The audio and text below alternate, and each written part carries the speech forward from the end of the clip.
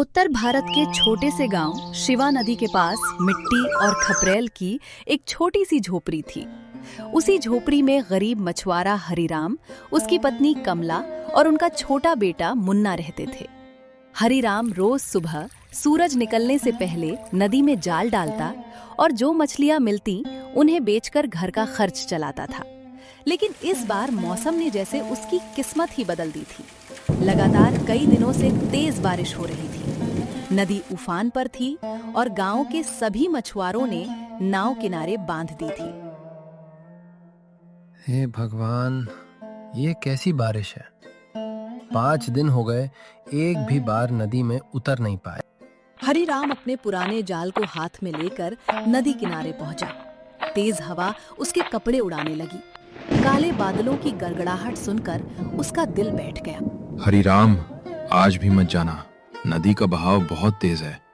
जाल तो क्या, नाव भी पलट जाएगी। भोला भाई, अगर आज भी खाली हाथ लौट गया तो घर में चूल्हा कैसे जलेगा? जान रहेगी तो कल फिर मेहनत कर लेंगे, लेकिन अगर आज कुछ हो गया तो परिवार का क्या होगा? हरिराम ने नदी की ओर आखिरी बार देखा।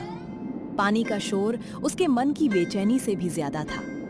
उसने भारी मन से जाल समेटा और धीरे धीरे घर की ओर चल पड़ा।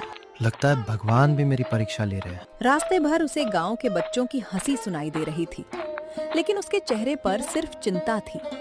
उसके मन में बार बार यही सवाल उठ रहा था कि घर पहुंचकर कमला से क्या कहेगा। कुछ देर बाद वो झोपड़ी पहुंचा। कमला दरवाजे पर खड़ी उसका इंतजार कर रही थी। आ गए जी, क्या आज कुछ मछलियाँ मिली? नदी में उतरने की हिम्मत ही नहीं हुई। पानी इतना तेज था कि नाव बह जाती। कोई बात नहीं, आप सही सलामत लौट आए, यही सबसे बड़ी बात है। घर में बस थोड़ा सा चावल और थोड़ा आटा बचा है, उसके बाद हम क्या करेंगे? इतनी जल्दी हिम्मत मत हारिए। बरसात हमेशा नहीं रहती। बादल जितने भी घने हों, एक दिन सूरज जरूर निकलता है। लेकिन मुन्ना की भूख नहीं देखी जाती कमला। भगवान मेहनत करने वालों को कभी अकेला नहीं छोड़ते। आपने आज तक किसी का बुरा नहीं किया, भरोसा रखिए, हमारा भी अच्छा समय आएगा। बाबा, जब बारिश रुक जाएगी ना, तब आप मेरे लिए सबसे बड़ी मछली पकड़ कर लाना। हाँ बेटा, जरूर लाऊंगा। कमला ने घर में बचा हुआ आखिरी चावल पकाया। तीनों ने थोड़ा थोड़ा खाया ताकि अगले दिन के लिए भी कुछ बच जाए। बाहर बारिश लगातार तेज होती जा रही थी। अचानक झोपड़ी के दरवाजे पर किसी ने धीरे धीरे दस्तक दी। हरिराम और कमल आवाज सुनकर घबरा गए। आजी, इतनी रात को दरवाजा कौन खटखटा रहा है? कोई है घर में बेटा? यदि अनुमति है तो मुझे आज रात के लिए बारिश से बचने का आश्रय दे दो। प्रभु तुम्हारा और तुम्हारे पूरे परिवार का सदैव कल्याण करेंगे। आजी, आप जाके देखिए तो इतनी रात को आवाज कौन दे रहा? हरिराम ने धीरे धीरे उठकर दरवाजा खोला। सामने एक बूढ़ा आदमी भीगे हुए कपड़ों में कांपता हुआ खड़ा था। उसके हाथ में एक पुरानी लकड़ी की लाठी थी और चेहरा थकान से भरा हुआ था। क्या आज की रात मुझे अपनी झोपड़ी में शरण दे सकते हो? बारिश ने पूरा रास्ता रोक दिया है। बाबा, ये घर छोटा है लेकिन आपका स्वागत है। आइए, अंदर आ जाइए। कमला ने तुरंत एक पुराना सूखा गमछा लाकर बूढ़े को दिया। बूढ़ा गमछे से अपना सिर पोंछने लगा। बाबा, हमारे पास ज्यादा कुछ नहीं है, लेकिन आप भीगते हुए बाहर नहीं रहेंगे। गरीब का दिल सबसे बड़ा होता है। कमला की नजर मिट्टी के बर्तन पर पड़ी। उसमें बस थोड़ा सा चावल बचा था, जिसे उसने अगले दिन के लिए बचा कर रखा था। वो कुछ पल चुप रही। अगर यही चावल बाबा को खिला दे तो कल हमारे लिए कुछ नहीं बचेगा। भूखे इंसान को खाली हाथ लौटाना ठीक नहीं होता। भगवान ने चाहा तो कल का इंतजाम भी हो जाएगा। हाँ कमला, तुम ठीक कह रही हो। कमला ने बचा हुआ सारा चावल पकाया और बूढ़े के सामने रख दिया। बूढ़ा बड़े प्रेम से खाना खाने लगा। तुम दोनों ने अपना हिस्सा मुझे दे दिया। ऐसा त्याग आजकल बहुत कम देखने को मिलता है। बाबा, आप पेट भर कर खाइए। बेटा, तुम दिखने में छोटे हो, लेकिन तुम्हारा दिल बहुत बड़ा है। फिर बूढ़ा खाना खाने लगता है। खाना खाने के बाद बूढ़ा कुछ देर चुपचाप बैठा रहा। फिर उसने हरिराम की ओर देखा। बेटा, तुम बहुत परेशान लग रहे हो। क्या बताऊं बाबा, कई दिनों से बारिश के कारण मछली नहीं पकड़ पाया। घर में खाने तक की दिक्कत हो गई है। मुश्किल समय हमेशा नहीं रहता। याद रखना, कल सूरज निकलते ही नदी किनारे जरूर जाना। लेकिन बाबा, अगर बारिश नहीं रुकी तो? तुम बस मेहनत करना मत छोड़ना। भाग्य उसी का साथ देता है जो उम्मीद नहीं छोड़ता। आपकी बात सच हो जाए बाबा, बस यही दुआ है। रात गहराती गई। बाहर बारिश धीरे धीरे कम होने लगी। हरिराम और उसका परिवार थक कर सो गया। सुबह जब मुर्गे की आवाज आई तो हरिराम की आंख खुली। उसने बाहर झांका और कई दिनों बाद पहली बार आसमान में हल्की धूप दिखाई दी। कमला, देखो बारिश रुक गई। मैंने कहा था ना, भगवान मेहनत करने वालों की सुनते हैं। जल्दी जाइए, आज का दिन शुभ होगा। हरिराम जल्दी जल्दी अपना जाल और नाव लेकर नदी की ओर निकल पड़ा। उसे बिल्कुल पता नहीं था कि आज का दिन उसकी जिंदगी का सबसे बड़ा मोड़ बनने वाला है। सुबह की ठंडी हवा चल रही थी। कई दिनों बाद सूरज बादलों के पीछे से झांक रहा था। गांव के दूसरे मछुआरे भी अपनी अपनी नाव लेकर नदी की ओर जा रहे थे। हरिराम ने अपने पुराने जाल को कंधे पर रखा और धीरे धीरे नाव को पानी में उतार दिया। उसके मन में बूढ़े की कही हुई बात बार बार गूंज रही थी। हे भगवान, आज मेरी मेहनत खाली मत जाने देना। नाव धीरे धीरे नदी के बीच पहुंची।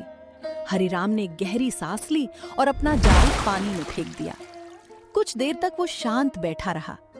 अचानक जाल जोर जोर से हिलने लगा। अरे, आज जाल इतना भारी कैसे हो गया? उसने पूरी ताकत लगाकर जाल खींचना शुरू किया। माथे पर पसीना आ गया, लेकिन जाल ऊपर ही नहीं आ रहा था। हे राम, आखिर इसमें है क्या?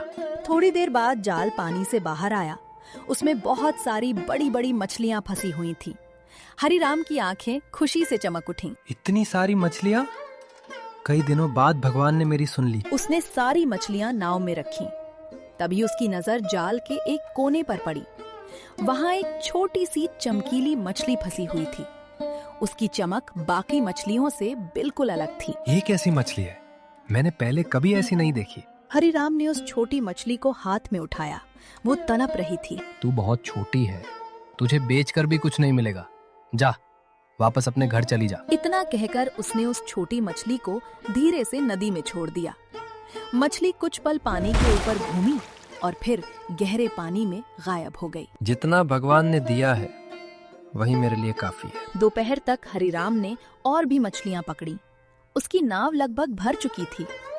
वो खुशी खुशी गांव के बाजार पहुंचा।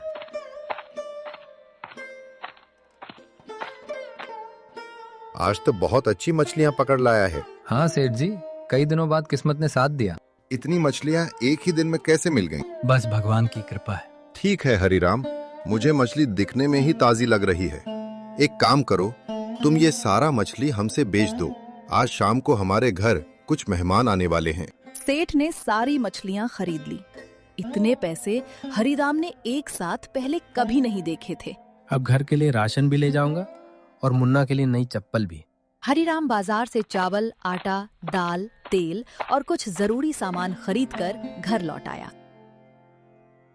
आप सच में इतनी सारी चीजें ले आए? लगता है भगवान ने हमारी सुन ली। आज सच में अच्छा दिन रहा। अरे कमला, वो बूढ़े बाबा किधर है जो रात के समय हमारे कुटिया में आए थे? अरे वो बाबा तो आपके जाने के बाद ही चले गए। अरे भाग्यवान, तुम उन्हें जाने क्यों दी? एक तो बारिश का दिन है और मुझे तो वे दिखने में ही बेसहारा और अनाथ लग रहे थे। मैं सोचा था कि अपने घर पे कुछ दिन रखेंगे, फिर वे जहाँ बोलेंगे उन्हें वहाँ छोड़ देंगे। क्या पता वे बेचारे पानी में किधर भटक रहे होंगे। अरे अब मैं क्या कर सकती हूँ? मैं तो उन्हें जाने को नहीं बोली, वा अपने आप ही चले गए। तो इसमें मैं क्या कर सकती हूँ? ठीक है, कोई बात नहीं। अगर उन्हें फिर कभी हमारी याद आएगी तो वे जरूर आएगी। उसी समय सेठ नंदराम दूर खड़ा ये सब देख रहा था। उसके मन में लालच पैदा हो चुका था। जरूर इस हरिराम को नदी में कोई बड़ा राज मिला है। कल मैं इसका पीछा करूंगा। अगर वही राज मुझे मिल गया तो पूरे इलाके का सबसे अमीर आदमी मैं बन जाऊंगा। हरिराम अपने परिवार के साथ खुशी खुशी खाना खाने बैठ गया। लेकिन उसे बिल्कुल भी अंदाजा नहीं था कि उसकी खुशियों पर अब लालची सेठ की नजर पड़ चुकी है।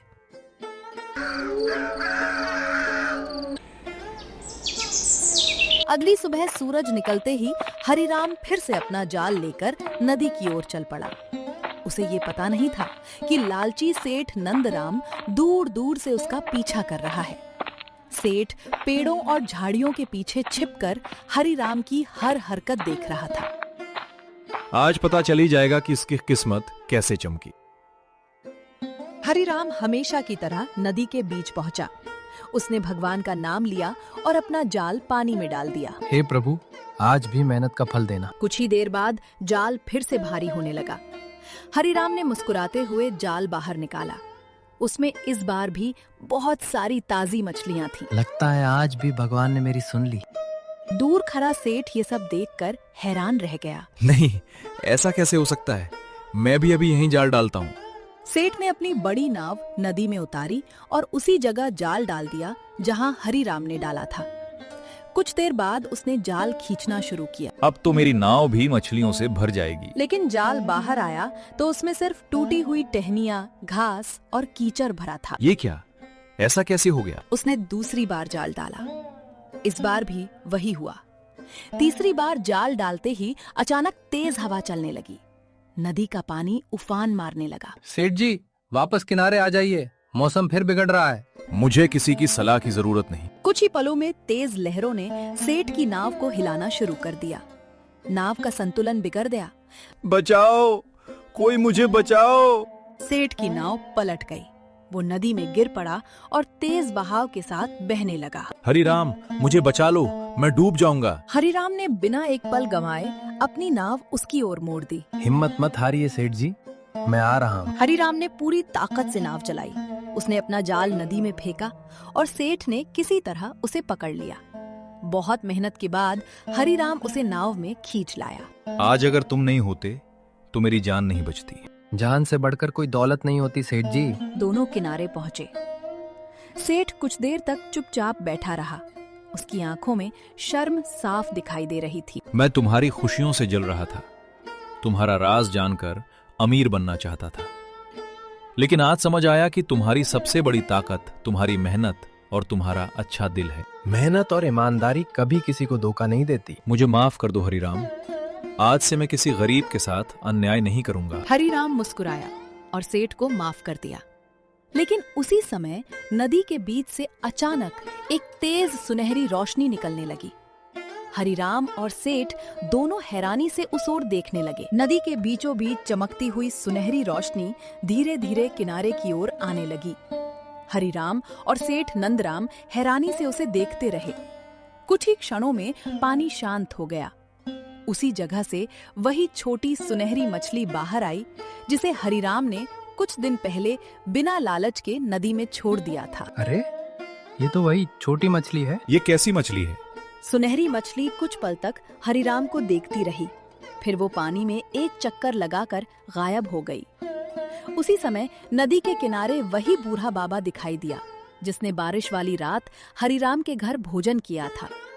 बाबा, आप? बेटा हरिराम, क्या तुम्हें याद है उस रात तुमने अपना आखिरी भोजन मुझे खिलाया था? बाबा, वो तो हमारा कर्तव्य था। और जिस दिन तुम्हारे जाल में छोटी सुनहरी मछली फंसी थी, तभी तुमने उसे बिना किसी लालच के वापस नदी में छोड़ दिया। वो बहुत छोटी थी बाबा, उसे छोड़ देना ही सही लगा। बाबा मुस्कुराए। उनके चेहरे पर एक अलग ही तेज दिखाई देने लगा। इंसान की पहचान उसके धन से नहीं, उसके कर्म से होती है।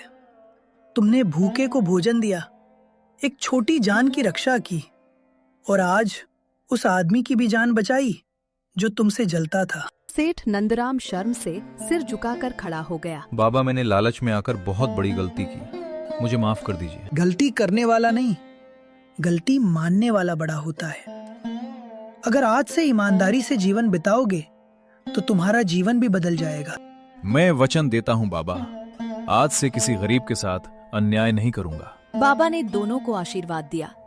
तभी तेज हवा चली और कुछ ही पलों में बाबा वहां से गायब हो गए। हरिराम और सेठ समझ गए कि वो कोई साधारण इंसान नहीं थे।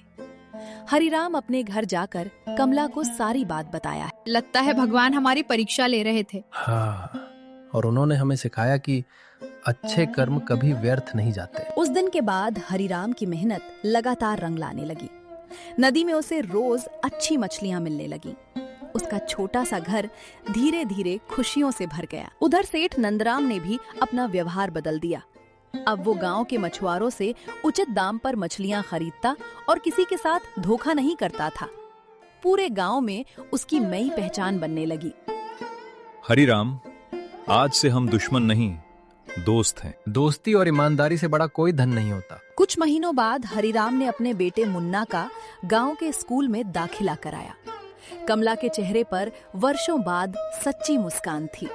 उनकी झोपड़ी भले ही छोटी थी, लेकिन अब वहां उम्मीद, मेहनत और खुशियां बसने लगी थीं। गांव के लोग अक्सर कहते थे कि किस्मत उसी का साथ देती है जो मुश्किल समय में भी मेहनत, दया और ईमानदारी का रास्ता नहीं छोड़ता। हरिराम की कहानी पूरे गांव के लिए एक मिसाल बन गई।